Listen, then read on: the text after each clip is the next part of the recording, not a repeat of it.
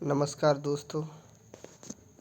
आज हम एक संवेदनशील मुद्दे पर चर्चा करेंगे, पर्यावरण चेंज पर, क्लाइमेट चेंज पर। जैसा कि आप देख रहे हो कि हैदराबाद में अभी 400 एकड़ जंगल को काट करके वहाँ आईटी हब बनाया जा रहा है, जिसका कुछ स्टूडेंट विरोध कर रहे हैं। क्यों कर रहे हैं विरोध? क्या उनका विरोध सही है या सरकार का जंगल काटना सही है? इस चीज़ को समझेंगे हम।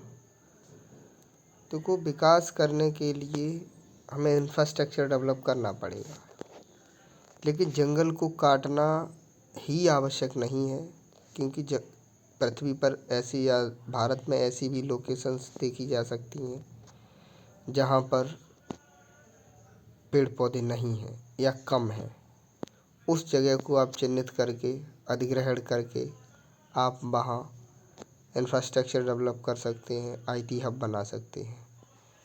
इन जंगलों की संख्या वैसे भी पृथ्वी पर कम बची है, भारत में कम बची है, और हम इस तरीके से इनका विनाश करते जाएंगे तो ये बिल्कुल ही नष्ट हो जाएंगे। और जंगल नष्ट होने से सिर्फ पेड़ नहीं नष्ट होते हैं, यहाँ इनके रहने वाले जीव हैं, पक्षी हैं, पशु हैं, चीता, शेर, हाथी, बिल्ली, भालू सभी प्रभावित होते हैं। ये जीव घर में नहीं रह सकते, शहर में नहीं रह सकते। गाय तो शहर में घूम रही है, किंतु शेर जंगल में ही रहेगा, क्योंकि अगर शहर में आ गया, सांप अगर शहर में आ गए तो आप फिर परेशान हो जाएंगे। तो जंगलों को बचाना बहुत ज़रूरी है भाई। अगर जंगल नहीं होंगे तो हमारा कल नहीं होगा। विकास भी करिए, सतत रूप से, धारणीय रूप से विकास करिए, किंतु जंगलों को भी प्रिजर्व करिए। आज से 50 साल पहले भी लोग यहाँ इस पृथ्वी पर रह रहे थे और बहुत अच्छे ढंग से जी रहे थे, प्रकृति के साथ जी रहे थे, और आज भी हैं। आज इतनी तेज़ी से जिस तरीके से आप प्रकृति का नाश कर रहे हैं, पृथ्वी का भूजल स्तर इतना नीचे गिर रहा है, ग्लेशियर इतनी तेज़ी से पिघल रहे हैं, समुद्र का जल स्तर बढ़ रहा है, पृथ्वी का तापमान बढ़ रहा है। ये सारी चीज़ें ये पिछली कुछ सालों में ही क्यों हुई? क्योंकि हम लोग पर्यावरण को अत्यधिक नुकसान पहुंचा रहे हैं। अगर हम इसी तरीके से इसको नुकसान पहुंचाते रहेंगे तो एक समय वो आएगा कि ये पृथ्वी हमारी रहने योग्य नहीं बचेगी। दिल्ली की तरह ये भी एक गैस चैम्बर बन जाएगी हर जगह। जैसे कि दिल्ली में अक्टूबर के महीने में लोग देहरादून और शिमला चले जाते हैं स्वच्छ वायु में सांस लेने के लिए, क्योंकि वहाँ की वायु में इतनी ज़्यादा कार्बन डाइऑक्साइड, धुआं, धुंध, कोहरा होता है कि वहाँ 400 ppm से भी ज़्यादा, पार्टिकुलर पर मैटर से भी ज़्यादा प्रदूषण पाया जाता है, जिसमें कि सांस लेना भी व्यक्ति के लिए मुश्किल हो जाता है। तो अगर हम पृथ्वी को गैसी चैम्बर बनाना है तो आप इसी तरीके से वनों को काटते रहिए, नाश करते रहिए और पृथ्वी को बर्बाद करते रहिए।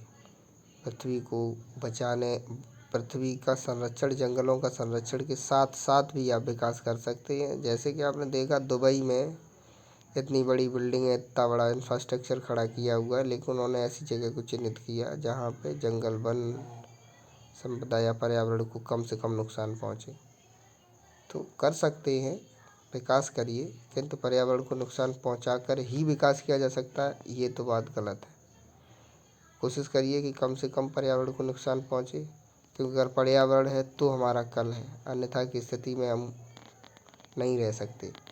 पृथ्वी पर जीवन आज से नहीं, हज़ारों साल पहले से है, किंतु उन्होंने इतना पर्यावरण का दोहन नहीं किया, इतना उन्होंने प्राकृतिक संपदाओं को नष्ट नहीं किया, इसलिए जीवन बना रहा। आज भी आप लोग जो पृथ्वी की हालत देख रहे हो, आने वाली 50 साल बाद इसकी स्थिति बहुत भयावह हो जाएगी।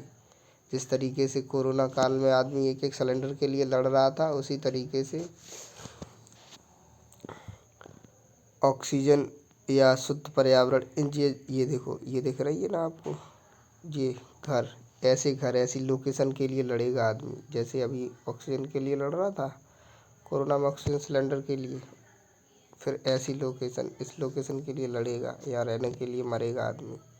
क्यों? क्योंकि यहाँ जीवन है, यहाँ शांति है, यहाँ सुकून है, यहाँ दुश्चिंता नहीं है, यहाँ तनाव नहीं है, यहाँ सुकून है। और यहाँ जो बड़ी बड़ी इमारतें, बड़ी बड़ी बिल्डिंगों में क्या है?